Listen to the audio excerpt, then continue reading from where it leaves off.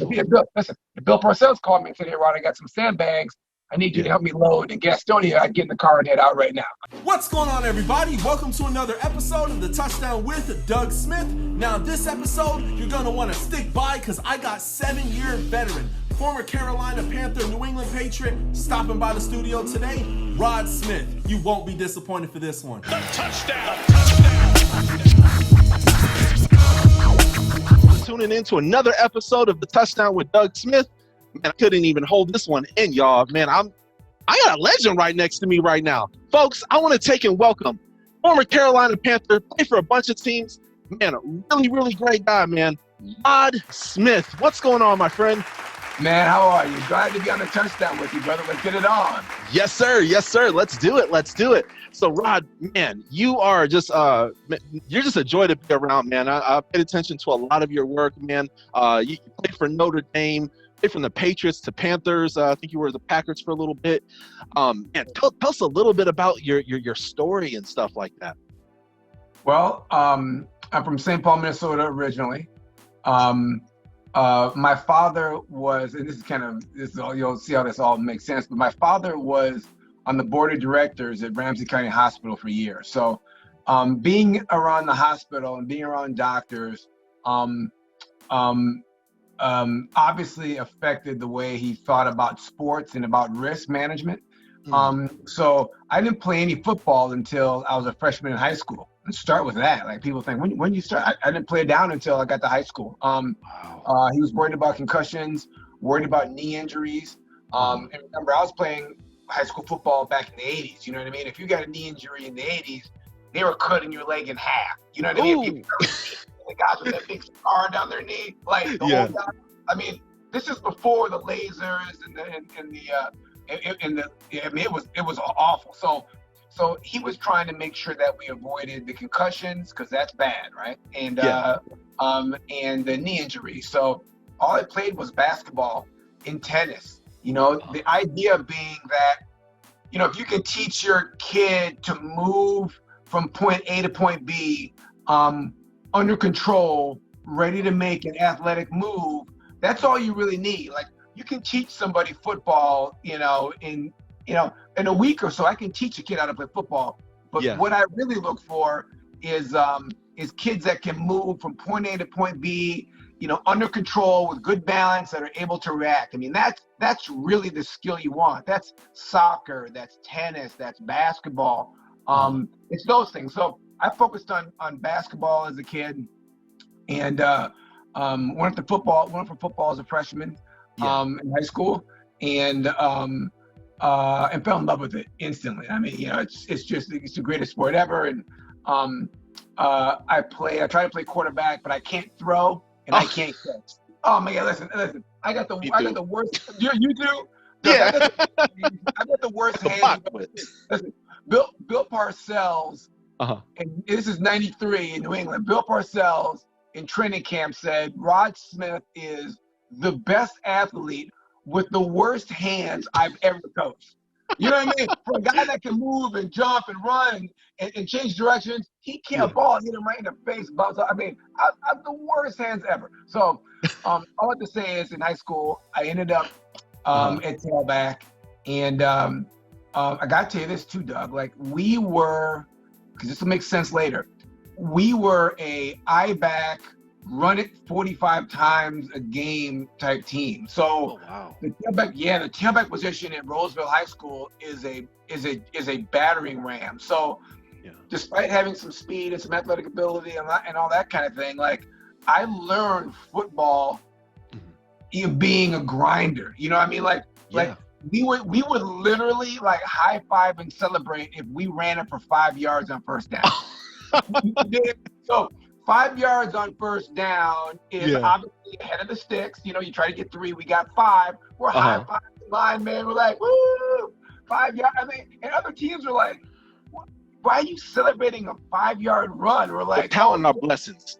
Yeah, I'm like, you're gonna find out about middle of third quarter when we're pounding. You're gonna go, God, like, are they still running it? Yes, we're still running it. So understand, like, even though I'm a little guy, the beginning of my physical, aggressive, assertive nature football player, my style of contact and grinding on opponents physically, wearing on people, that was established, as a skinny 14-year-old running back at Roseville, because the tailback in our system was required to carry the mail. And very fortunately, you talk about the role of luck in outcomes.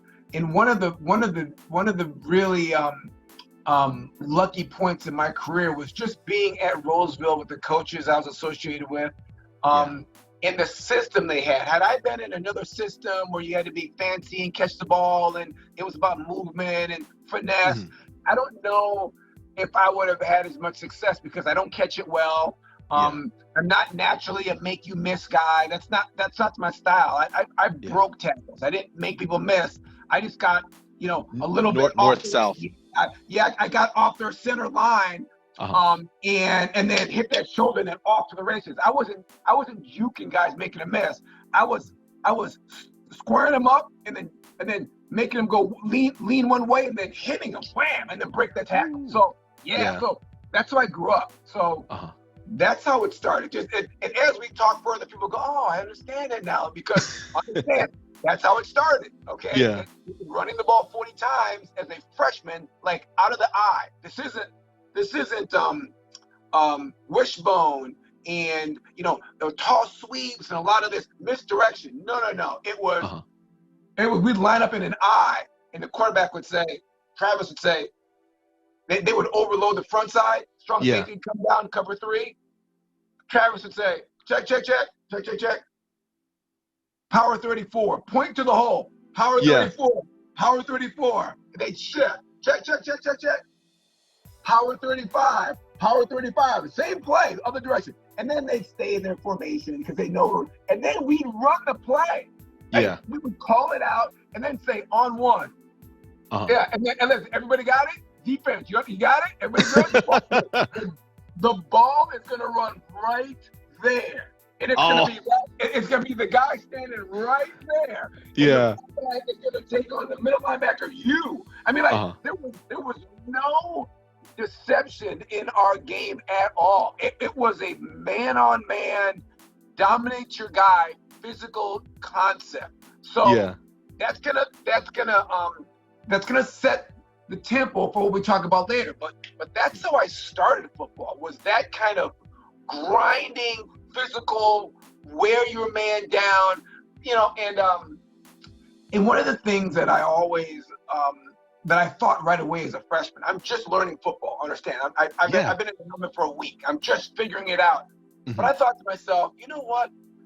You don't know if you're gonna play your best, and you don't know if you're gonna be able to break every tackle. You don't know if you're gonna catch every ball. You don't know if you're going to get the breaks, but you absolutely know what kind of attitude you can bring to the field.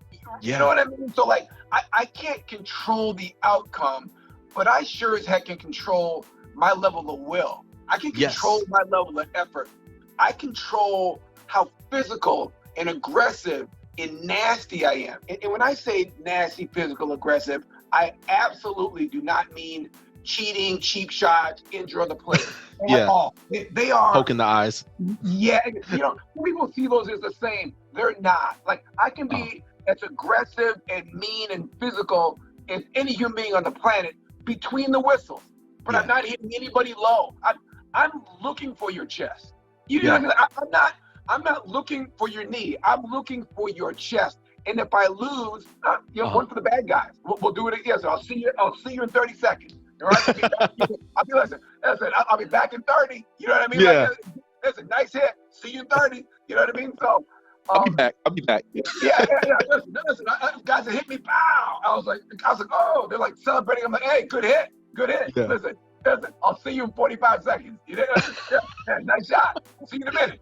So, you're going to take some. That's fine. It's not about, it's not even about winning the battle. It's just about representing yourself as physically and aggressively as you possibly can. And then you let the chip fall, So I like the fact as a freshman that there was some consistency there. That like I can't control winning the game, I can't control how well I play, but I can absolutely control how physical I am, how aggressive I am, how prepared I am. These are the things I can control. So I want to make sure I own the things that I can control.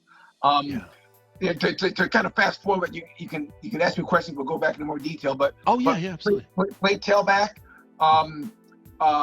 As a sophomore, got again another thing that luck. So our senior, we had a good football team. So we're like fifth in the state or whatever. And the senior tailback gets injured with 4 weeks to go in the season. So I got moved up from my sophomore year. I got moved up to varsity. And full disclosure, I was scared to death. Like, I mean, if anybody's been in an experience, where whether it's basketball, football, tiddlywinks, so I don't care, soccer, anything, but when you get moved up, or you're a fifth grader, you're playing with seventh graders, or you're an eighth grader playing with 10th, like anytime you're playing over your head, you're playing with your big brother, and so he's 3 years older and all his friends, like anytime you're in that situation, it's intimidating because everybody's bigger than you. Everybody's stronger than you. You know what I mean? They're more experienced. This is the varsity. I'm like, wow, everybody's bigger than me. Yeah. And they were punching me around. The first week of practice, just beating up on me. And finally, Joe Hamburger, our senior captain, linebacker, stud, knocked me down in the drill and stripped the ball away from me and knocked me down. And I was trying to get up, and coach was like, "Get up, Rod, get up!" And the seniors are beating me on the head with the pads and keeping me down. And was it like those long pads? Yes, exactly. Oh, I know exactly what you're talking about. You run in where you're running over the bags, and there are people on both sides hitting you with the. So it knocked me down, and then remember those days? Oh, it was brutal. And my dad sitting on the hill watching practice, so it's more embarrassing because he left work to watch practice and watch me get beat up on. And I was so embarrassed and so mad, and I had tears in my eyes, and and I got up and I took a swing at Joe Hamburger, and we kind of like a football kind of pushing fight breaks out. I was about to get my butt kicked, but I was so scared and frustrated and mad that I didn't care. And tears down my eyes, and I'm sure they were thinking, this kid gonna pee his pants and cry and go home, and we got games this week. So, literally, Doug, in that moment, I decided, you know what? I'm done taking shots. Mm-hmm. That is the last time somebody hits me. I'm not taking any shots ever again. Every time I see somebody, the rest of my life, if they look at me, I'm gonna punch them right in the face as hard as I possibly can. Don't even come over here. So and I thought, as scared as I was of Joe Hamburger, Joe Hinder, as scared as I was of this guy, this senior, bigger than me, stronger than me, would kill me in a fight 30 times over. Yeah. You know what? After we tussled around a little bit, I was still alive. I didn't die. So I thought, wow. So even in the scariest situation I've been in physically in my life to that point, I didn't die, and in responding aggressively actually made the situation better. You know what I mean? So I decided, literally, it's funny, in that moment, I said, that's the last time I take a shot. Going forward, I'm going to deliver blows to everybody, win or lose. And after that, I literally decided, okay, my pants are going down, and I'm going to really attack defenders, everybody. And I started playing tougher, literally instantly, and started taking people, because I was trying to avoid people still as a sophomore year. But I really dedicated to breaking tackles and hitting people and hitting shoulders. And I played well in a couple of games as a sophomore. And again, I won't lie to you, it was scary as all get out. And before every game, I was going to throw up. I was sick, just scared. And then the game would start, and I started getting after guys. I started hitting guys. I took some shots. I gave some shots. But I was pads down, attacking, win or lose. And I started having some success. We started moving the ball. And we were winning games, and we had good teams. So it was rolling, and then the team was like, hey, we got a little sophomore that's got some toughness. Like the team was like, Joe Hinder came to my my locker and said, hey man, like man, I'm glad you moved up. You know what I mean? Like we may have been better off all year with you out here. Like so, I was like, wow, I'm accepted by the big guys. And so it's like this young man got dog in him. They got some dog fight in him. It's exactly right. And so all that to say is that really set me up for my junior year, because as a junior, having gone through that last year, I felt like a senior. Yeah. You know what I mean? So I'm a junior, but I feel in my mind like, listen, I've been in the playoffs. You know what I mean? I've run the ball against the number one team in the state, for 200 yards as a sophomore. So I'm just, how you guys gonna stop me? You know what I mean? I was already mindset senior as a junior. We had a good season, made the playoffs again. We got stopped, and then another fateful encounter. There was a kid named Joe Hamburger, and Joel Hamburger, and I am, I think I'm one in like 29 against him in track. I could not beat him. He's faster than me. That's all it is. So he was number one in the state. I was number two. Oh wow! But my junior year, he gets mono a week before the state track meet. Ooh. So I go out and I win the 100, 200 in the long jump. And here's how that plays. Here's how lucky that is. Because Minnesota football isn't great. Let's be honest. It's good. It's not very good. So, but what happened is all of a sudden you got this all-state junior, but he also won the 100, 200 long jump. So what that did is Tom Lemmings noticed me, and all of a sudden I was a preseason 4-star, 5-star athlete. All of a sudden, now I would not have been had Joe been in that track meet, because I would have got second. Nobody knows who got second. Everybody knows who got first. Exactly. And that break allowed me to get on the national recruiting scale as a junior, where otherwise I would not have. Yeah. I would have been a University of Minnesota, University of Wisconsin, Indiana State, Indiana, Purdue. I'd have been that level guy. Versus, Notre Dame, Stanford, USC, UCLA, University of Miami, Georgia. I became an All-American based off of Joel being having mono. I'm telling you, Joel having mono. Blessing in the storm. My junior year to move up. So so wherever he is, props to Joel. But Joe, thank you. You the man. Hashtag Joe. So then, my dad and I studied, I'm not telling you the wrong version here, but my dad and I studied football players, and 50% of football players back in the 90s were going broke within 5 years after leaving the league.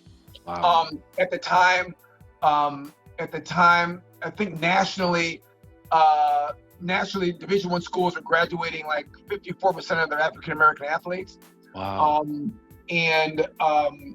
And we found out that of all the players that were all state or better, 2% of them played 3 years in the pros. Wow. 2%. So you look at the math and you go, all right, well, every all-state football player thinks, oh, I'm gonna be a pro. You're not. Only 2% of you are gonna be pros. And that's just playing 3 years. That's not playing 10 or 7 or 12. That's just getting 3. So with that in mind, our goal was to choose the best school.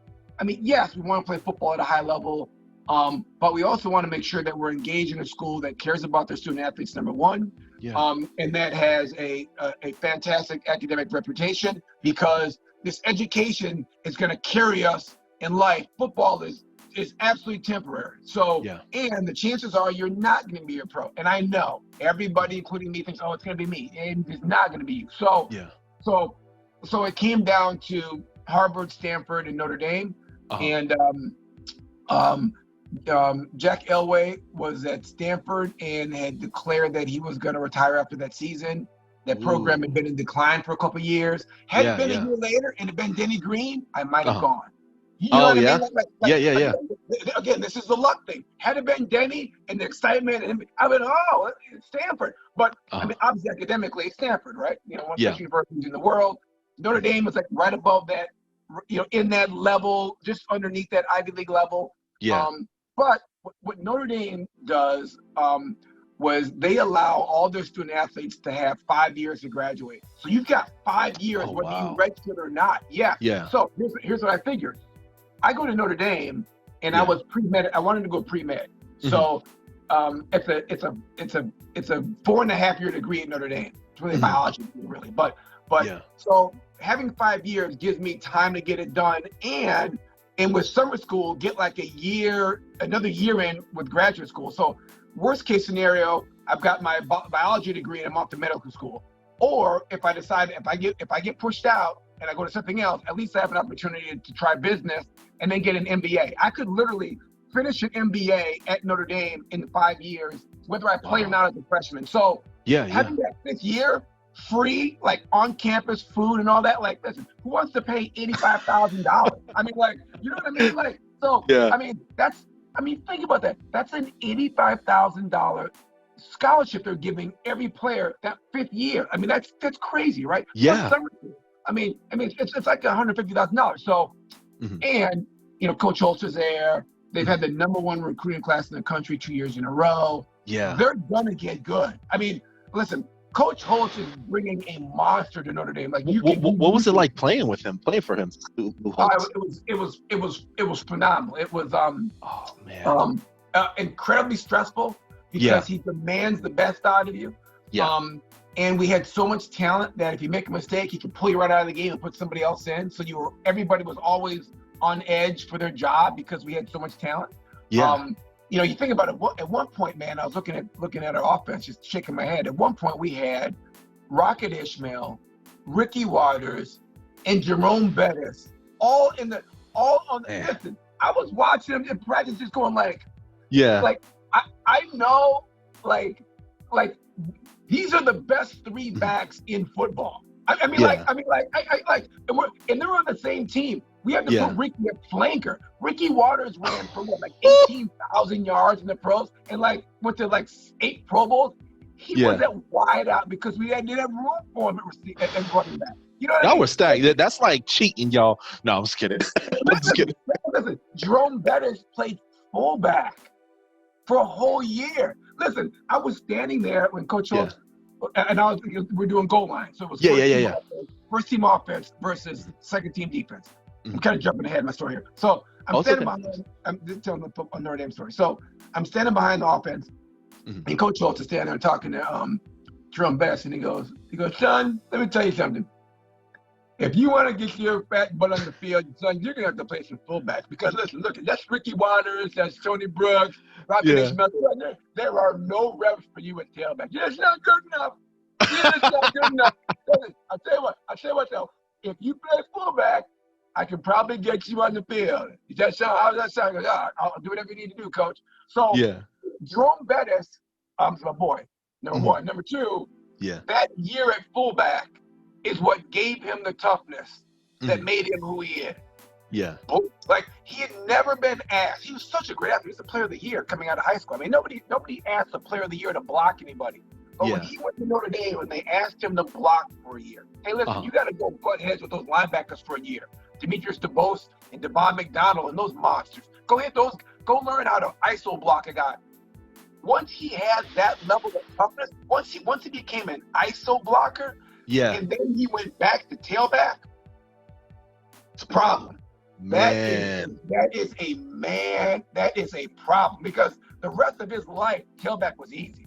Listen, you blocked Devon McDonald and Demetrius DeBose for about 6 months, face to face, eyeball to eyeball, and then you get to play tailback. Tailback is the easiest thing in the world. That's why he's such a good in the pros because he had fullback guts at tailback. Yeah, you know what I'm saying? He had fullback guts, but he's playing tailback. So you try to tackle him, he's not a tailback. He's really a fullback. It's a different animal. Yeah. That's just my little Jerome Bettis story. But so Notre Dame, my junior year, I'm I start some games. I moved, first of all, let me say this. So I play wide out as a freshman. We had some guys get injured, and again, I can't catch. So Coach says, listen, I'm going to put you at wide receiver. And I said, that's a horrible idea. As I said to him, I said, call me in the office. Right, I'll put you at tailback, wide out. I go, no, I don't want to do that. He said, excuse me? I go, I'm not interested. I said, I'm not, no thank you. Rejecting me? No. But you're going to play and travel with the team, and you're going to play. I go, yeah, no. It's a bad look. I can't catch. He goes, I know, we'll teach you, we'll get you better. I'm like, I don't like it. I go, listen, plus, you told my mom at my dinner table that you won't put me at wide out. That's one of our things we talked about. He's like, listen, I took the phone and slid it over to him. I go, I'm not making that call. If you want to call Dr. Smith and have that conversation, you can have it, but I'm not calling. So he's like that. Okay, Rob, what do we do? How do we do this? I go, listen, here's what we do. We send her a photo of a document that says you've got 5 years to graduate. Okay, so she knows that me play. I mean, but we need it on Notre Dame letterhead. Yeah. You did? Yeah. And we sent it to mom and say, Mom, I'm going to play as a freshman. I'm not going to redshirt. I'm still going to be pretty mad. Here's the deal. And it worked. Sent it to mom. Mom was like, okay, you good? Play wide out. Fine. Okay. So I go out there. I play wide out. I drop everything. I mean, I think I caught like 4 passes and I dropped like 6. Yeah. But it's funny about football. At the college level, I would say that it's probably 60% mental and 40% athletic. That's and people see like LeBron making these great plays, and it's not. I mean, he's a great athlete. Don't get me wrong, of course, right? Yeah. But it's not. That's not what makes him great. It's his understanding of the game, where people are going to be. And I mean, sports at the highest level really is a mental game. There are only a few athletes at that level. There's only a few Randy Mosses running around. You know what I mean? Everybody else runs 4.4 and they jump 38 inches and they bench. It's all in the mind. It's all in your head. It really is. Yeah, it is. So the reason why I played as a freshman wasn't because Rushmore is some great player, but what I did is I was able to learn the playbook quickly. I mean, to dedicate myself to studying the playbook. I come from an academic family, and if you don't have a 3.5, you're not playing anything. You know what I mean? So it's just the way I grew up. They're like, listen, if you get A's, you can play. If you get B's, you're sitting. If you get A's in my house, you get A's, you can play as many travel leagues as you want. You can play 3 travel leagues, basketball year round. But if you have less than a 3.5, then you're sitting home and you're studying. I mean, you can't play sports until you have a 3.5 or better.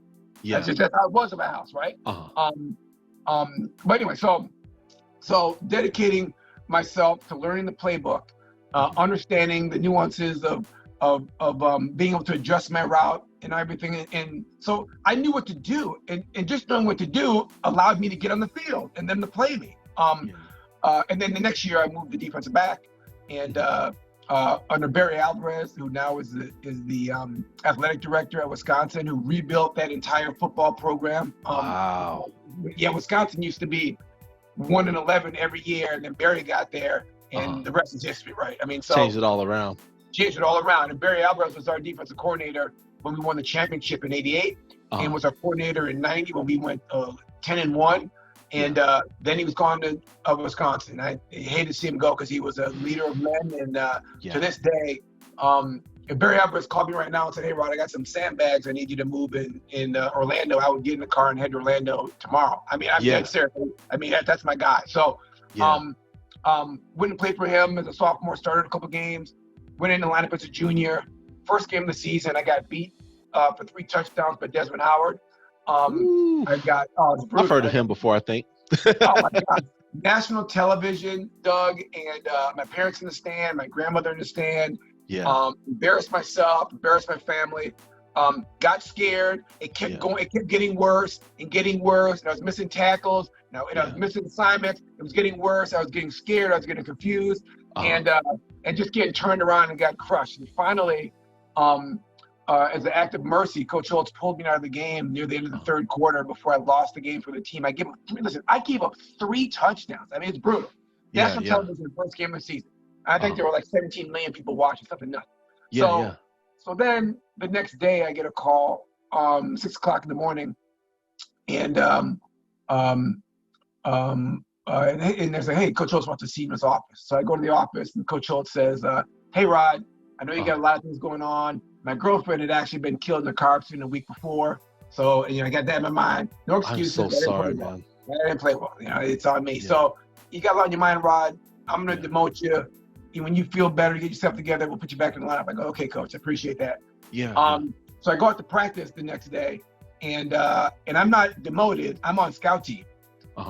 So I call my dad. I go, hey, Dad, I'm on scout team. He goes, what scout team? I'll be down there to watch practice. I mean, first of all, I can't put into words how much I owe this guy. I mean, he hears his son's in trouble, and he's on the board of directors, and he literally drops everything, jumps in a car, and drives down and take me to dinner and watch practice. That's how my dad operates. He is he's a special dude, man, and I wouldn't be here without him. And so he comes down. I mope through the first practice. So now this is game on Saturday night. Sunday I get demoted. Monday practice. My dad shows up. Yeah. And he watches practice. I'm moping around on scout team, feeling sorry for myself.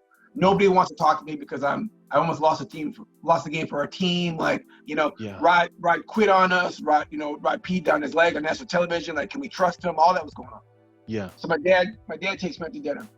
And this really is, I think, the beginning of the rest of my life. And I think is what gave me a chance to go to the next level. Yeah. Is he said, if you ever thought, we're having dinner, and and I'm moping, on my plate. And I'll tell you what, Doug, I have never before or since been in that kind of emotional pain. I've never in my life not wanted to be on earth.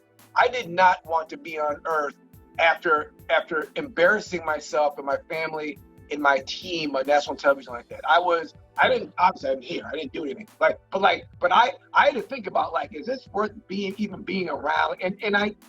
And everybody's battle is different. And to some they say, it's just a football game, let it go. And some people may say, I totally get it. I understand the range, but in my head, everything I had worked for my entire life had literally evaporated. Not only had it evaporated, I didn't represent myself or my family. My grandmother, my dad, my mom, my brothers, are in the stands watching their son and grandson literally peed on his leg in the most embarrassing, humbling way imaginable. I mean, I wasn't just getting beat for touchdowns. I was missing tackles. I was getting pushed down. I lost my confidence. And my dad said at dinner, he said, look, if you ever thought that you had control over how much you play, you're wrong. You don't.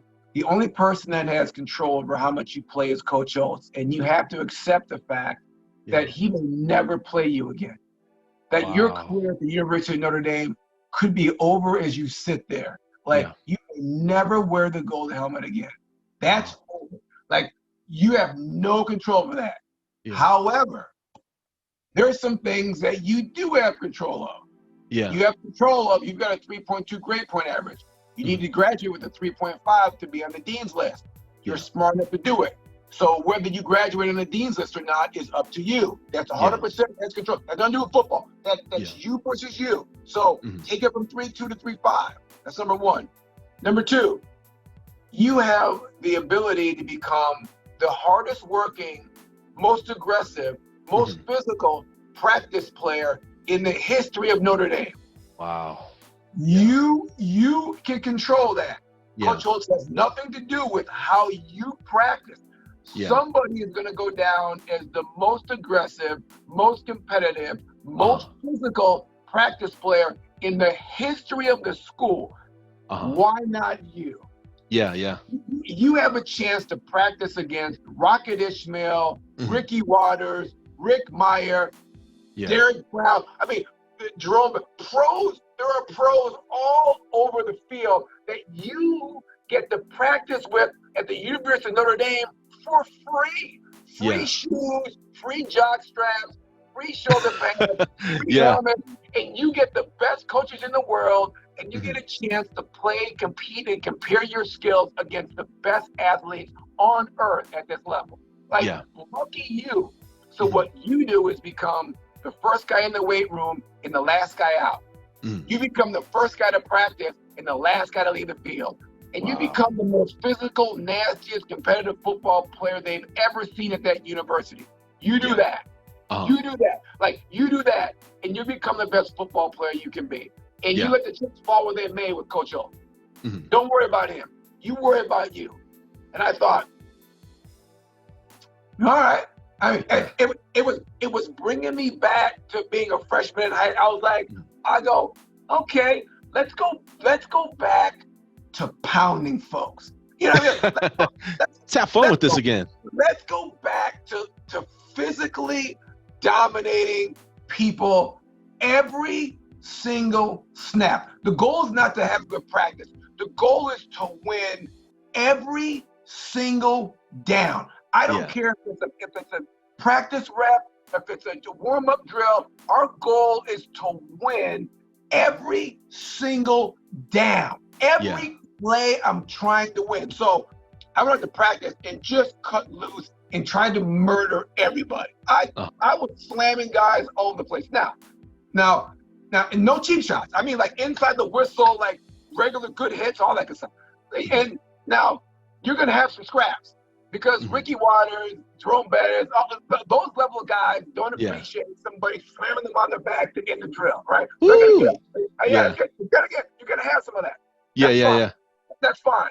So we did that. We had some scraps. That's fine. And I got kicked out of practice probably about once a week. Hey, Rod. Oh, dang. The coaches would say, Rod, take it down a notch. I was like, how about you take it up a notch? Excuse me. I said, listen, I'm not here to get better. What are you trying to do? Am I supposed to give you a look? You're going to get a look. Hey, coach, you're going to get a look. 100%. If you don't like it, then pick somebody else. But if I'm on the field, I'm playing 100%, 100 miles an hour. I'm not giving you a look. If I'm on the field, it's 100 miles an hour. Bring your A game. Sorry. Hey, Rod, just give him a look. I'll give him a look, all right. So I got kicked out of practice a bunch, which is fine. So after 7 weeks of not playing it down. Oh, wow. Not playing it down. Wow. I can tell you one other story, which is kind of funny. So about week 2 of this, I'm on scout team and I'm just beating up on everybody. And listen, I'm losing some fights too. I'm winning some fights. I'm losing some fights. I'm winning battles. I'm losing battles. It's not about winning. It's about competing. I want to be clear. It's not about winning. Like you don't give your best to win. You give your best to give your best. It's hard to describe, but like you don't fight to win. You fight to let the guy you're not taking any more of his map. You know what I mean? If you only fight when you think you can win, you're a punk. You don't fight just because you think you can win. You fight because this is worth fighting for. It's worth losing for. Yeah. Does that make sense? Like absolutely. I'm willing to challenge you, even though you're bigger than me. I might get knocked down. So be it. But what you understand is if you see 21 in practice, you better get your chin strap on because I'm gonna bust you. And I may hit and lose. That's fine. I pop up. Listen, if I can. What's happening? Let's do this. I'll see you in 30 seconds. Yeah. 30. You know what I mean? So.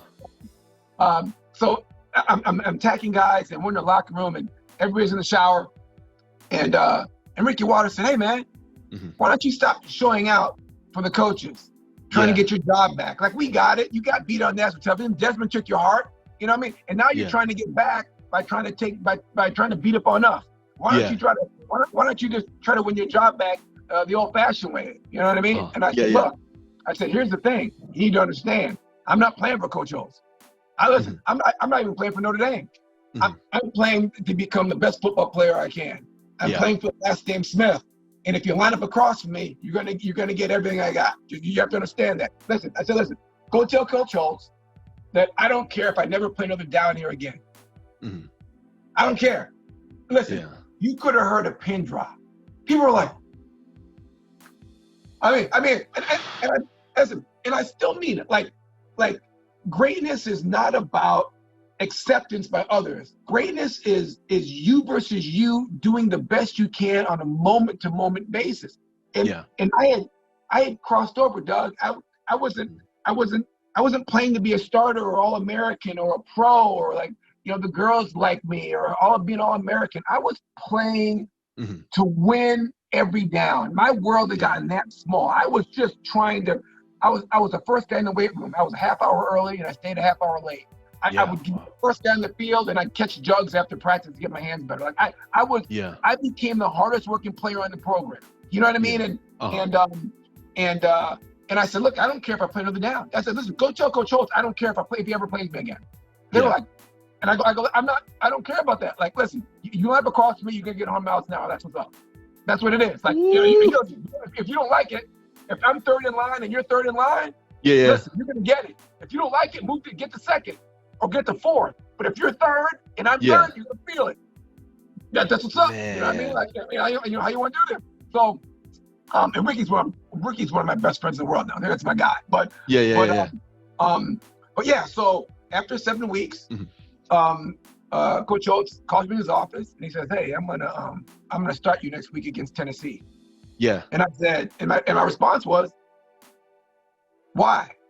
I said, "Coach, you don't have to do that." He goes, "Yeah, I know I don't have to do that, but you've earned the right. You should be back in the line." I go, and I said, "Listen, guys, Coach, you don't have to do that, man. Like, I mean, like, I'm okay doing what I'm doing. Like, and he goes, Rod, don't be an idiot. Listen, you're playing, all right? You're a good corner. I'm gonna put you out there." So end the story. So I went out there in Tennessee, and again, scared to death, and still having some demons in my head, like, oh, it's just gonna go bad again. The last time I was on a football field, wearing that golden helmet, it went really bad. Like, anybody trying to tell a lie about, I couldn't wait. No, I was scared to death.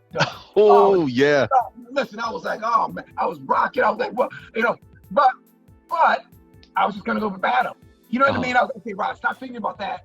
Let's just try to win every down. Like, every down, let's be as physical and aggressive and prepared as we possibly can and let the chips fall, right? Yeah. So, listen, it was Carl Pickens, first rounder to Cincinnati, played like a decade with a bunch of Pro Bowls. Yeah, very familiar. The other receiver was Alvin Harper, Dallas Cowboy, went to a bunch of Pro Bowls, won Super Bowls. Two first-round draft choices. So, the number one pass offense in the country. So they're gonna catch some passes. You dig? I mean, like, it was a war. I probably gave up 8 or 9 catches for 150 yards and a score. Oh yeah, I mean, listen, and then I made like 12 tackles and had a sack and a fumble. I mean, it was. Hey, that's pretty good. It was a war by beasts on all sides. You know, the other cornerback for us was Todd Light, who was the number 8 pick in the draft. Played like 14 years of corner, went to like 6 Pro Bowls. I mean, like, listen, the corners and receivers were out there were getting after it. You dig? I mean, they're both sides of the ball. So I get beat for a touchdown late in the game, but we're up by 4. No big deal. Onside kick, they get it back. Yeah. I'm like, you've got to be kidding me. Like, but now they get the ball back. It ain't over till it's over. I go, man. I mean, like, wow. I go, so now I go, and I swear to God, it's so true. I go, don't let it be me. If they score on this drive now, just don't let it be me. And that's so negative, but that's the battle going on. So driving down the field, and they get it down about a minute to go in the game with 2 timeouts. They get it down to about the 14-yard line, and here's what they do. And again, this goes back to how important the mental game is, and a lot of fans don't understand what's going on mentally. It just appears more physical. However, so when they beat me for the touchdown before, they ran what's called a post corner. It's a certain route, right? Yeah. They ran it from a certain formation, right? They ran it from twins formation, 2 wide receivers on each side. Yes. And they ran it on 2nd and 10. And as you study football, you realize that teams' offensive coordinators often group plays by down and distance. Every coordinator in the league, offensive coordinator in the league, has a play for 1st and 10, 2nd and 10, 3rd and 10. They all have a play for 2nd and 5, 3rd and 5, 4th and 3. They all have a play for 4th and 1. They all have a play for 3rd and 3. They all have a play for 3rd and 7. Those are like basic, like, down and distances that everybody finds themselves in. At some point in the game, you're going to get a 3rd and 10. Yeah. You're gonna get a lot of 2nd and 10. If you throw it on 1st down and complete, 2nd and 10. So everybody has a 2nd and 10 kind of like, package of plays they like to run on 2nd and 10. It's a very common down. Yeah. So when they ran that play on 2nd and 10 and beat me for the touchdown, what they did is they tried to disguise it. So now it's 2nd and 10, ball in the 13, actually ball mail in 20, 2nd and 10, and they run like trips away from me, 3 wide receivers, and then they have a guy come across in motion to try to disguise that it's not 2 wide receivers on each side, it's 3 and 1, but then they go, one guy comes across in motion to do what? Make it 2-2. Why? Because they want to run the same corner route that they just beat me on the other side of the field. Yeah. Right? So absolutely. I'm seeing this guy run across, and I realize, 2nd and 10. I go, they're trying to set me up to run that same play. So what I did is I made it the quarterback. I made it look like I didn't realize the corner was coming. And then as soon as he got ready for the ball, picked off, game over. Notre Dame wins. Rod Smith saves the day. Lights go off. Tennessee's disappointed at Tennessee. We're number one. We're number one. They were like number 7. A night game. It was like the first night game at Neyland Stadium in years. I can't remember. It sold out. The loudest. It was. Nighttime game. I don't know how many millions of people watching. It was crazy. So Notre Dame wins, and then we get the bid to go to the Orange Bowl off of that, and the rest is history. You know what I mean? So the last time I've been on the field, I almost got our entire team beat by myself.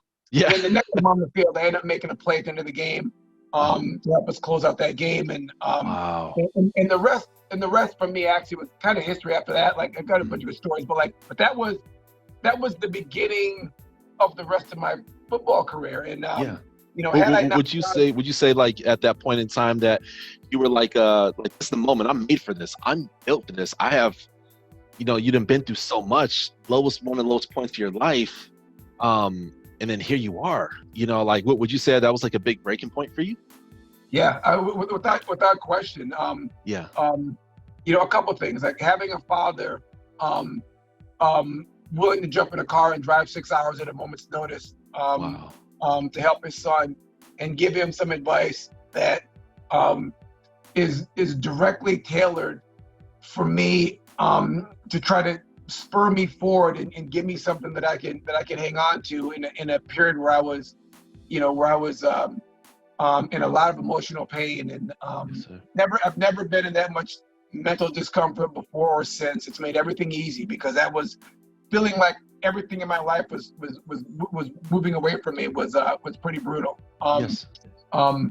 But yeah, I mean, after that interception, I felt more comfortable and not in winning and not being a great player. And again, I wasn't all of a sudden like the man, but I felt like, okay, like if I can survive Michigan and I can survive Tennessee and I can survive this gauntlet in Notre Dame, getting back in the lineup with all these great players, I have a chance to be good at this if I stay with it and I keep this level of intensity up. So the rest of my playing career, I'd always been a guy that played too hard and practiced past the whistle and got after it, because it's the only way that I knew to survive is to give great effort. So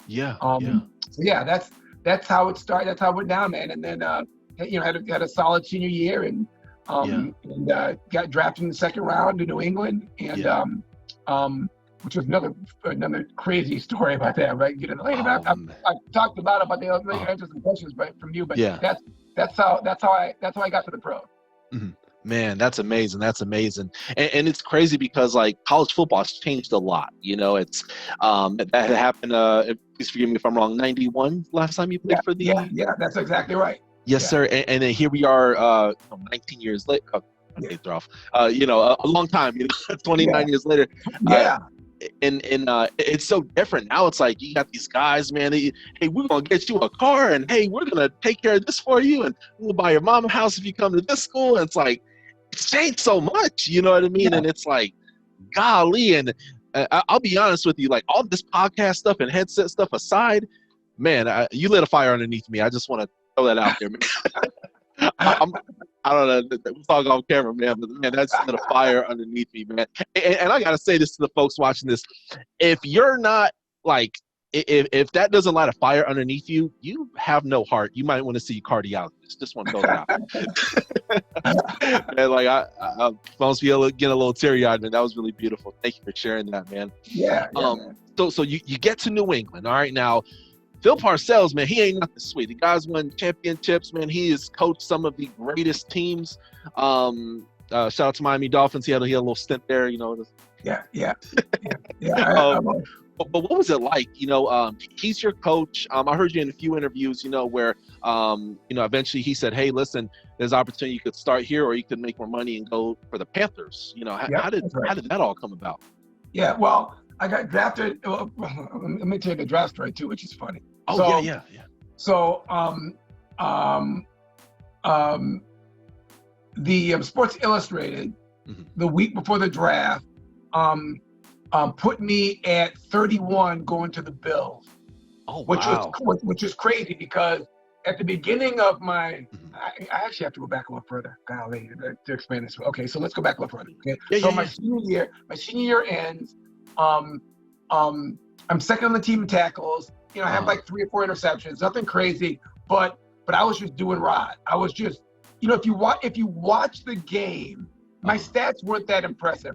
But if you watch the game, you notice this kid, Rod, keeps showing up around the ball. And he's always hitting somebody. He's always slamming somebody. He's pushing somebody down. Like he's just an animal. And that's what kind of showed through on film. Yeah. And then I have a little bit of speed. And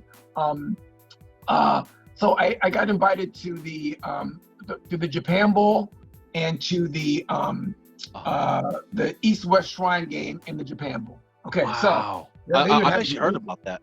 They don't even do the Japan Bowl anymore. But But so we get to Japan, and everybody in the All-Star game is like, you know, tap dancing around, not wanting to touch each other. Nobody wants to get hurt because all the pro scouts are there. Mike Dick is walking around. Don Shula's walking around. Like they're at practice. Like Don Shula's standing like 15 feet away from me watching the one-on-one drills. I mean, it's kind of it's crazy, right? Yeah. I mean, can you imagine? It's nuts, right? So everybody's like very soft, not touching each other, not want to get injured. I don't want to injure you. You don't injure. Let's just not touch each other. And we did that for like a practice or two. And then I just said, you know what? I've got to be me. This isn't how I practice.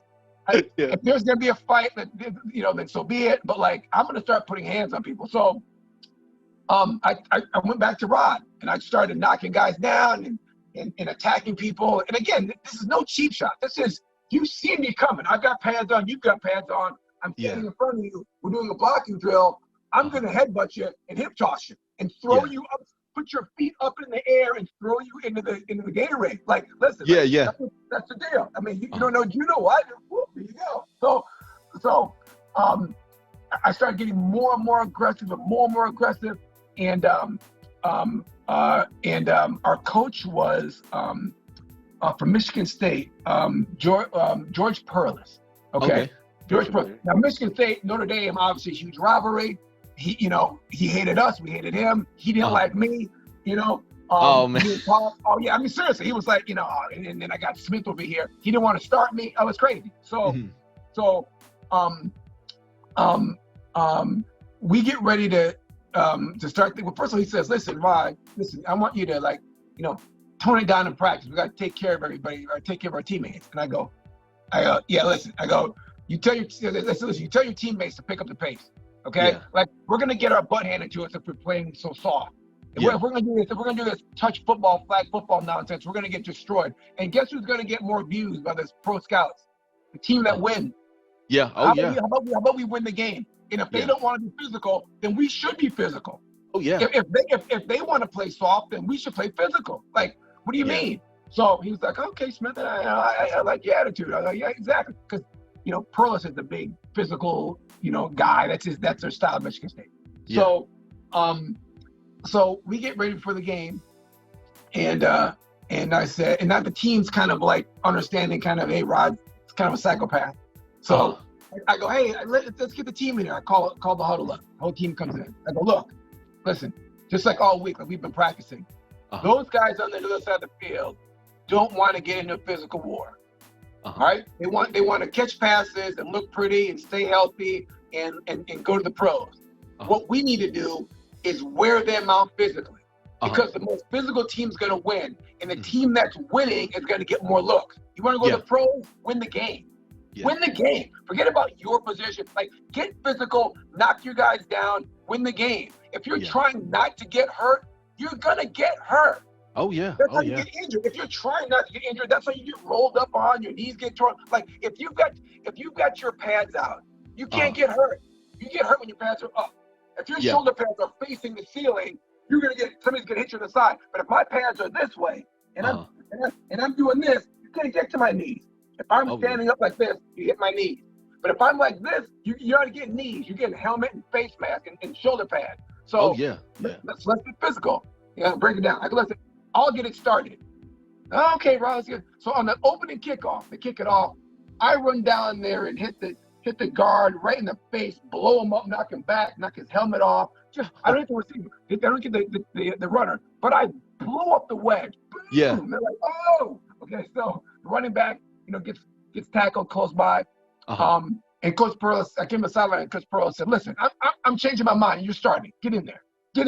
So he put me right back in the game. Now I'm starting. Change your heart. So, yeah. I mean, I had like 12, 13 tackles, something like that. But but the whole team, and we won the game like 30-3. I mean, we got aggressive. Our team got aggressive. We were attacking people. We were striking guys. It was great. So then, and I say that just because this is the one of the 2 or 3 best compliments that I've ever received. Period. As a man, George Parcells was walking down the aisle on the plane, the aisle, and he stopped and put his hand on my shoulder. And he said, "Smith, you'd have been a hell of a Spartan." And he kept walking. And to this day, I was like, wow, for him to say that I would have been okay wearing Sparty, and even though I'm Notre Dame and we're Michigan State's over there, but don't make no mistake about it. We respect the way Michigan State plays because Michigan State plays like this. The game starts just like I talked about in high school. They do the eye back and they tell you we're running the ball right here, and I dare you to stop us. I mean, Michigan State's not a fool you, like, no, they line up and go, hey, right here. I mean, so you can't help but respect them, you know what I mean? And so that was awesome. So that was one, and then went to the East-West Shrine game, and same thing happened. During the game, man, Doug, it was miserable. I mean, it got down to the game started, it was like 45 degrees, and it got down to 31 by the time the game ended, and it was raining. So at the end of the game, the fourth quarter was 31 degrees and raining. So you're soaked and you're freezing. Yeah, and could at least snowed. It was brutal. It was so cold. But here's the thing. Like I said, it was rain. It hadn't even got turned to snow. It was brutal. But during that game, you could see guys quitting. So many. I mean, I would bet that 90% of the guys quit. Like mentally, were just trying to get through the game, going through the motions. Like, and I decided to play my best despite feeling like I was gonna die. Literally feel like I was gonna die and shaking. And I had 16 tackles and played great. Feeling like I was going to die. It's funny. I thought to myself, you know what? If I'm going to die, I'm in so much pain. If I'm going to die, so be it. So be it. Then let's die in the field of battle, like giving it all. I mean, let's challenge death. Like when something really hurts, our tendency is to like hot stove is to take your finger. That's the neural pathway. Pain, it goes up and it hits the lizard brain, and your hand pops off the stove. But you do have a choice. You do have you don't want to burn it, but you do have a choice. And and it wasn't quite that dire. But that game, the conditions were so brutal that most guys stopped playing, and I kept playing. You know, and there's a kid from Georgia Tech, I can't remember his name, Spencer or somebody, another safety. He kept playing. And it was obvious. Like, he and I were like running past guys making tackles. You know what I mean? Like, it was like get out of my way. I got this. Yeah, I got this. So I'll tell you what's playing. Tony Smith was a tailback for on the other team, the opponent. He was playing. Tony was playing. I mean, like, I was like, wow. And he ended up being a first round pick to Atlanta, I believe. But Tony Smith was playing. But like, I wish you could see the film of the game, Doug, because it was obvious that there were like 5 guys in the field that were playing hard. Everybody else, they were like, it's cold, just want to get this over with, can't feel my hands, I'm drying, I'm shivering, like, but the 5 guys were just full speed, and I was one of them. And then after the game, Mike Ditka said, hey, Smitty, he goes, listen, he goes, you know what? You're not going to be around when we draft. Which is unfortunate, because I'd love to coach you. There are only about 5 guys out there playing today, and you were one of them. And don't think I didn't know this. That's what he said to me. He said, don't think I didn't know this. I was like, wow. What a compliment, man. Well, Mike Ditka to say, I appreciate your toughness. Yeah. Come on, man. Really? That's raw. I mean, really? Right. So the draft comes, and I get a call. I'm at my house with my dad. I get a call, and it's Jimmy Johnson. And he says, hey, Rod, it's Coach Johnson. I go, I'm familiar, you know, who we are. And he goes, listen, listen, we're going to trade up to number 36 in the draft, and we're going to pick you. Would you like to be a Dallas Cowboys son? I was like, oh, yeah. Yeah, America's team. Because you know Jimmy Johnson's about to win titles. Right? Oh, yeah. He hadn't yet, but listen, you know what's coming. They were like, they won 3 games and then 9 games. I mean, listen, like it was like being in New England when Parcells got there. You knew as soon as Bill walked in the locker room, it's a matter of time before the rings start coming. Yeah. All right? Okay, so that's how it was in Dallas. You knew they were going to win titles. Oh, I was like, Dallas Cowboys. Plus, you're in Dallas. The weather. Oh, this is great. Barbecue. Oh my God! Yeah, listen, I mean, it's just Cowboys.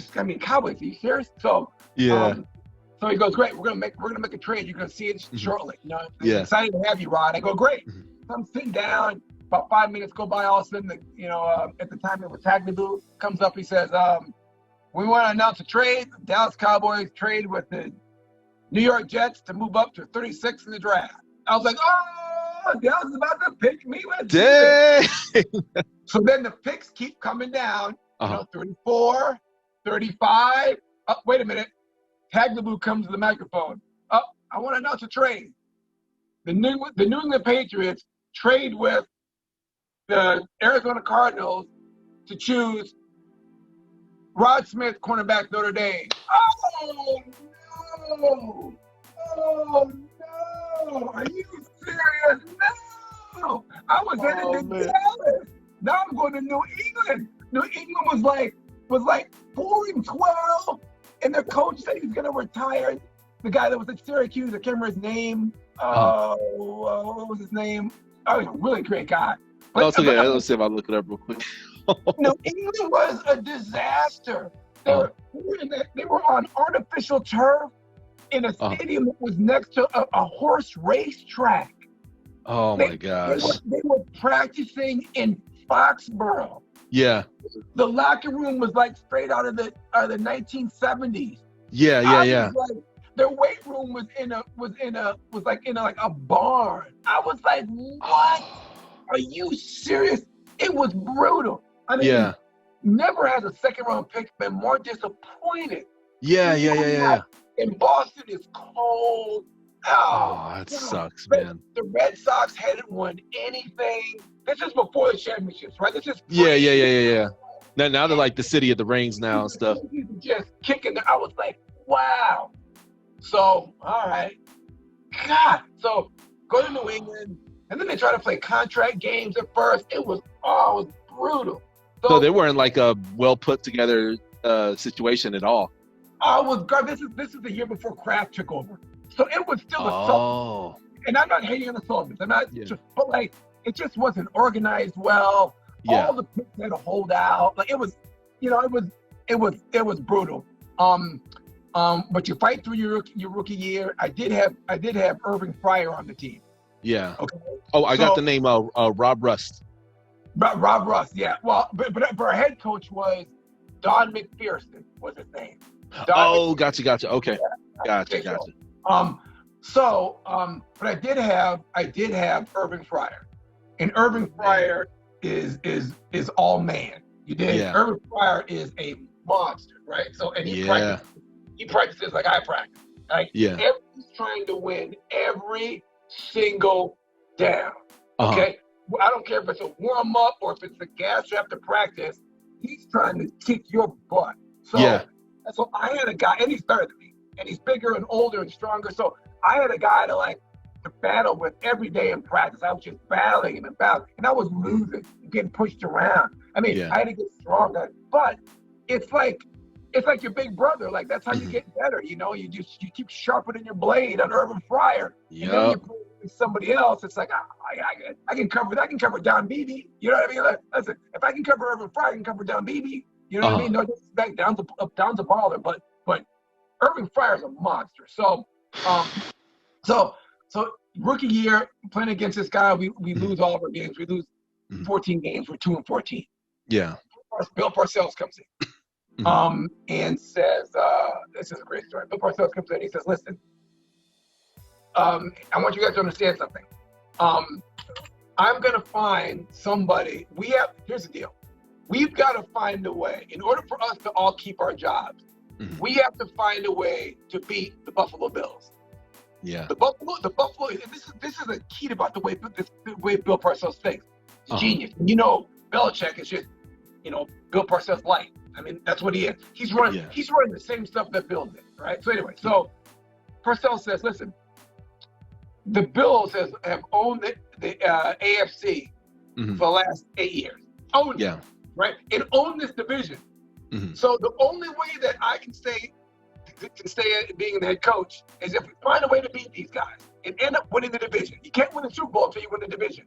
Yeah. You gotta win the division. So the first step is win the division. And we can't win the division unless we can beat Buffalo. So, and I can't keep my job unless we beat Buffalo. Okay? You can't keep your job unless we can beat Buffalo. So I want you to understand clearly what I'm trying to do here. So there's no misconception. Parcells said, listen, pay very close attention to what I'm about to say. I'm going to find somebody at your position that can beat the guy that lines up across from you in Buffalo. Yeah. If it's not you, I'll find somebody else. Yeah. But everybody on this team has one standard. Yeah. And that standard is being better than the guy that lines up across from you in Buffalo. Wow. If you can beat that guy, you stay. If you can't beat that guy, I will find somebody who can. Yeah, absolutely. Understand it. So everybody, in everybody's locker, there's a video in your locker which has the guys that line up across from you at Buffalo. Yeah. I advise you to watch it. And study it, because you have to find a way to beat that guy, or I'll find somebody who can. Yeah. How good is that? To focus everybody's energy, the ball girls, the medics, the strength coach, the defensive backs coach, the line coach, the receivers, the linebackers, the defensive ends, everybody, the ball boys. If you are a better ball boy than the ball boy in Buffalo, I'm going to replace you with somebody who can. Like, listen, that's safe. Nobody's safe. Okay? Like, he goes, I'm not safe. If I can't outcoach Marv Levy, I'm gone. You did? He goes, I'll be gone in 3 years if I can't figure out a way to beat that guy. Yeah. I'm on the hot seat. Yeah. And you're on the hot seat. But what it did is it focused us on beating Buffalo. And along the way to getting to a place where we could beat Buffalo, we could handle everybody else. Wow. You know what I mean? But Buffalo was the standard. So, so we didn't beat them my first year. You know what I mean? We ended up winning like 7 games or something, 6 or 7 games the first year. We struggled, and I think we lost the first 8 in a row. Yeah. As we're trying to like understand Bill's style, which really is old school physical preparation, anticipation, and physically whipping the guy in front of you. Yeah. Bill Parcells, New England's not trying to trick you. Bill's not tricking you. He wasn't trying to trick you with the Giants. He's gonna have 1 or 2 trick plays just to keep you honest. But he's basically gonna try to run it down your throat, and he's gonna throw the ball to whoever on your team can't cover. If you've got a weak corner, they're gonna pick on him. You got a weak safety, they're gonna pick on him. If you got a weak coverage linebacker, they're gonna pick on him. He's looking for matchups. Where is my guy better than your guy? And then I'm gonna pound you there. Pound you. That's it. That's his deal. That's what Belichick does. Yeah. Everybody in the field knows that, okay, it's going to go to Gronk or it's going to go to the slot, Edelman. I mean, I remember a couple years ago against the Chiefs, right? The last time of the game. Listen, I'm standing there listening to the calls. It's the same thing Drew Bledsoe did in 1993. Yeah. The same call.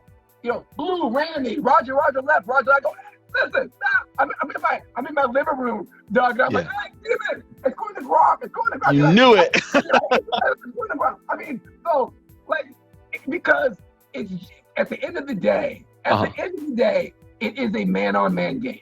Yeah. At the end of the day, the game on the line, New England's going to put Edelman in the slot and Gronk on the edge and say, you can't double them both.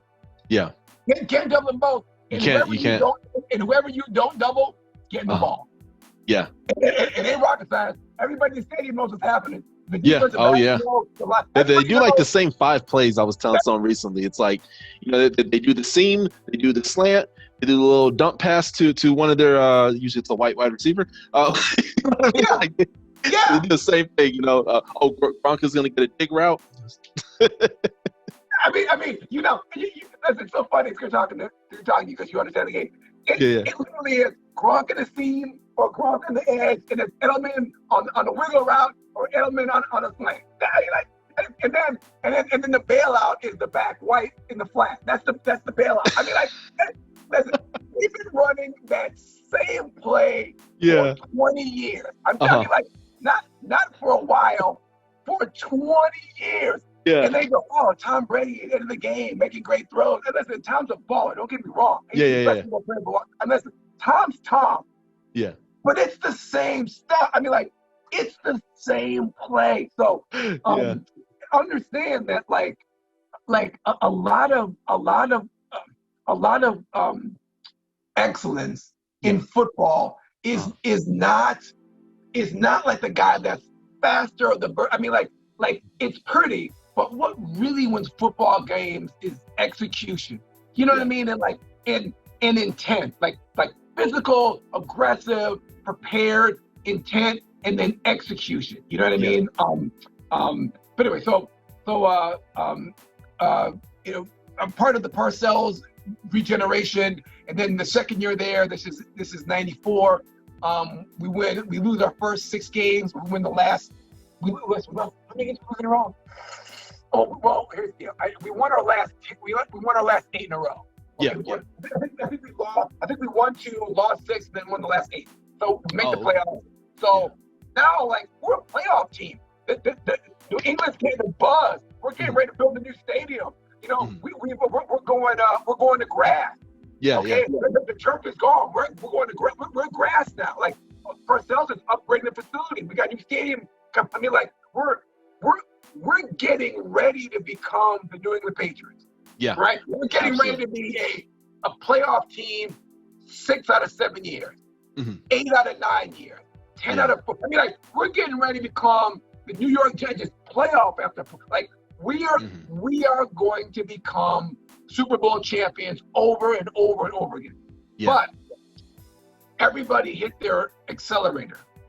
So I was the last guy to, like, renew his contract. I really was. I was the last starter who they needed. I was the worst starter, if that makes sense, right? Okay. Yeah. So what happens is they say, listen, we can either offer you X or you can go in the expansion draft. You're gonna get picked higher, and you'll be closer to your savings goal if you go. And Parcells was like, listen, I don't want to lose you.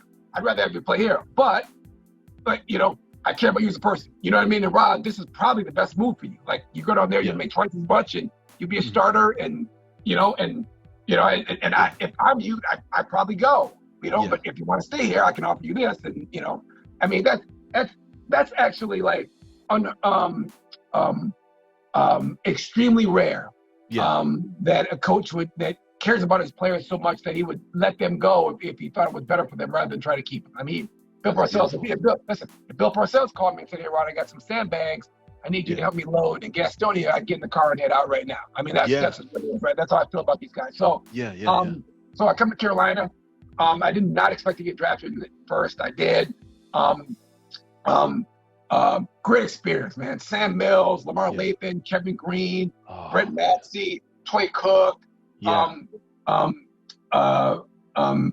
Eric and corner. I mean, we had a bunch of studs, man. And Frank Garcia in the offensive line, like the toughness, like we just, you know, and just with Sam Mills in the middle.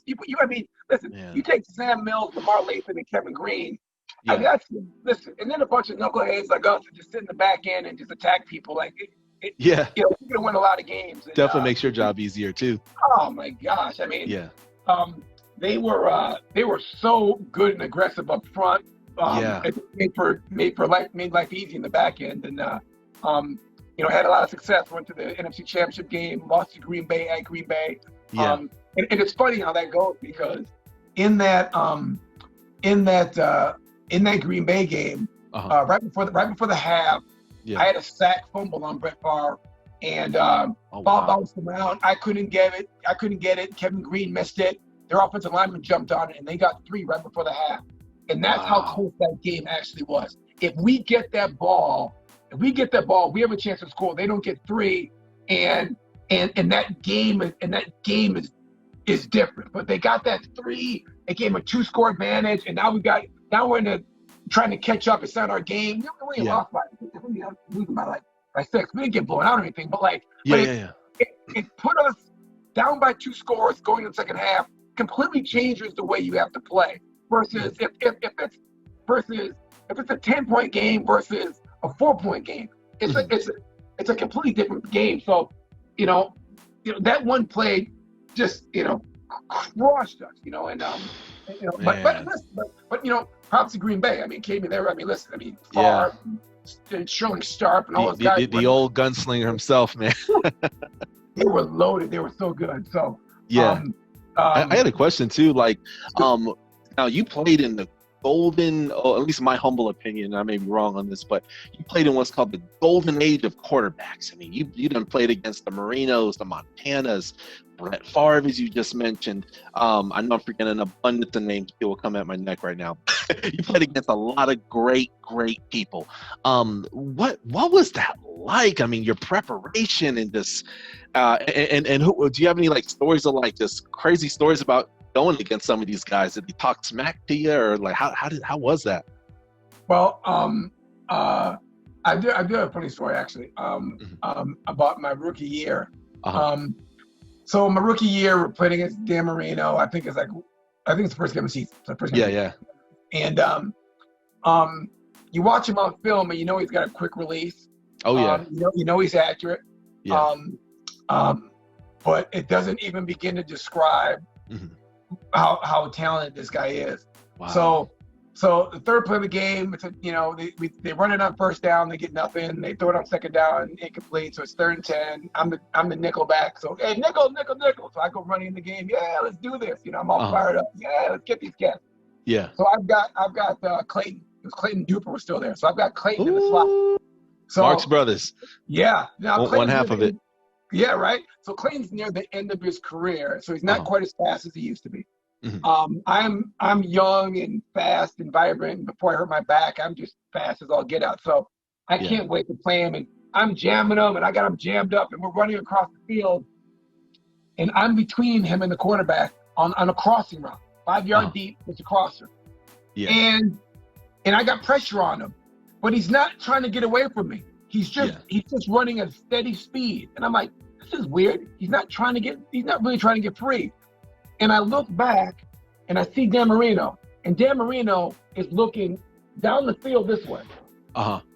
Okay, so I look back at Clayton, ball comes in.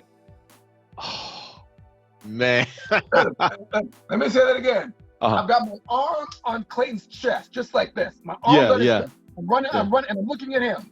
I look at Dan Marino. Dan Marino's looking off this one. He's not looking at me. He's looking over here. And when I turn my head back to Clayton, the ball goes boom, like that. So Dan Marino came off the number one receiver, located his exit, and delivered the ball in half a second. Yeah. I mean, like, it hit him like this. Boom. I mean, not high. I mean, hit him. He didn't even right in the breadbasket. Ball was hit like this. He just went like this. Boom. I mean, he didn't reach for it. He went boom, like this. He went bang like that. And I went, what the? And I grabbed and tackled him. And Clayton looked at me. He's laughing. He's like, hey, yeah. That's different than Wizard Rook. And he's like, listen, that's different. And he looked at me and goes, oh, that's different, huh? Because he was just like, I don't have to get open. I'm open already. Yeah. You know what I mean? Like, as soon as you turn your head, ball's coming in. Like, that's why he wasn't trying to get away. He's like, listen, I'm not worried about you, Rod. I'm not worried about you, Rookie. Listen, the throw will beat you. Forget about cover. The throw is going to beat you. You're good. You're good. Stay right there. Turn your head. Boop, here comes the ball. Wow. That's how accurate. That's the difference between the pros and college. Yeah. The difference between Alabama versus USC and the Tennessee Titans at the New England Patriots is the quarterbacks.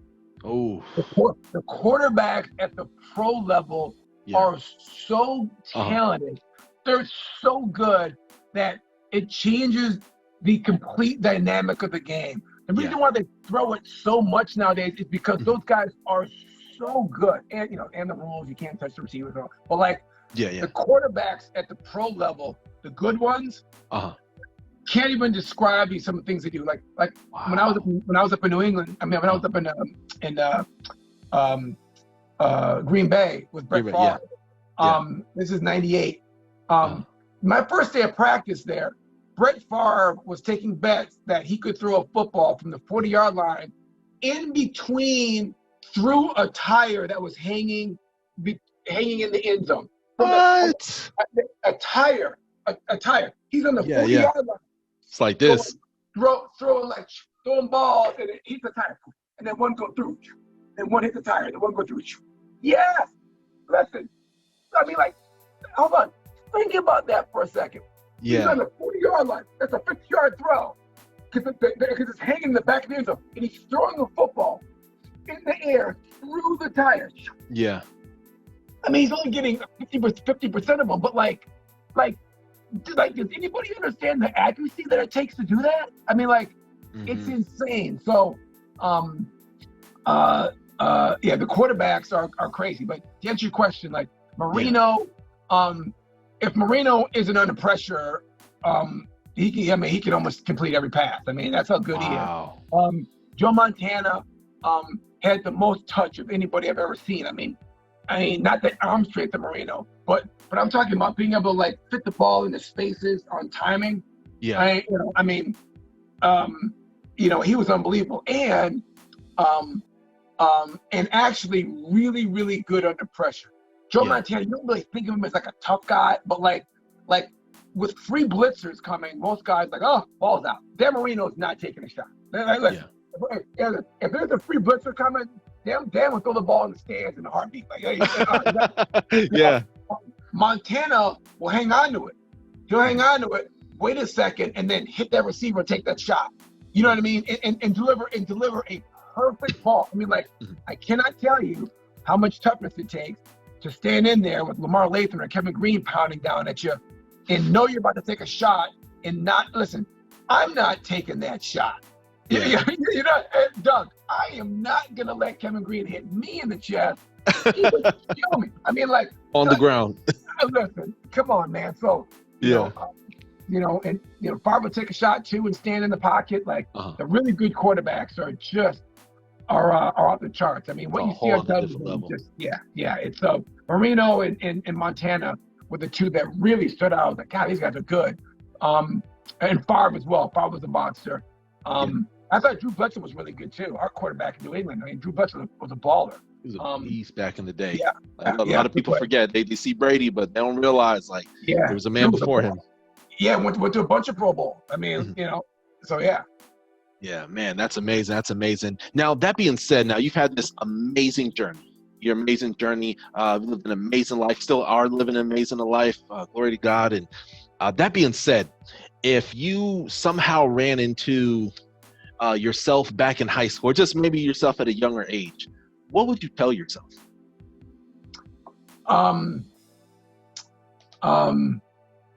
It's funny. I would have given myself that advice my dad gave me earlier, and that is that, which really is, control the things that you can control. Yeah. Okay. Like recognize the things that you can't control, and be honest with yourself about the things you can't control, and then handle those. Right. Yeah. And again, you always can control your level of effort. Nobody has anything to do or say about how hard you work. So, so do more. You know what I mean? Like your body will tell you when it's had enough. You'll know when you've had enough. And it's funny, I talked to my girl's daughter, and who's a black belt in karate, and I said, listen, like, if the instructors aren't telling you to take it easy, to slow down, then there's a gap. There's a gap between how hard you're working and where the line is. You know what I mean? And your goal is to close the gap. You should work so hard in practice where the owner of the dojo says, hey, Stephanie, take it down a notch. Yeah. When he says that to you, you know you can chill out. But until they say that to you, there's space between where you are, what you think is hard work, and where the actual line is. And your goal is to get on the line, not necessarily over the line, but make sure that you're on that line. This is what I call the gap. Close the gap. So I wish I had learned that a little bit earlier. I would say close the gap academically. If you're capable of getting a 3.8 grade point average, then get a 3.8 grade point average. Yeah. I mean, if you're capable of running, if you're capable of being the hardest working player on the team, then be the hardest working player on the team. Like, be the first guy in, last guy out. Like give it your all. Forget about winning and losing and how much you play and who the girls like and who's the captain and who's All-American. Forget about that nonsense. Focus on your level of intensity, your level of preparation, your level of want to, and be physical and be aggressive and put no cheap shots. We never ever take any shots at anybody. That's bad luck and dishonorable and without integrity. Goes around, comes around. Yeah, we don't do that. But between the whistles, you're gonna feel it. You know what I mean? And so I would have told myself, let's like my dad said, these are the things you can't control. How you practice, and your grade point average. That's on you. Nobody that's all you. Nobody has anything to do with that. So master the things you can master and give great effort and get on the line, close the gap. Man, that's beautiful. That's beautiful, man. I'll be real with you. I got some little girls, man. I'm gonna share that with them big time, like this. Close the gap, and do all the work that comes into that, man. So and thank you so much for sharing that. I got to ask you one of my last questions here today, okay?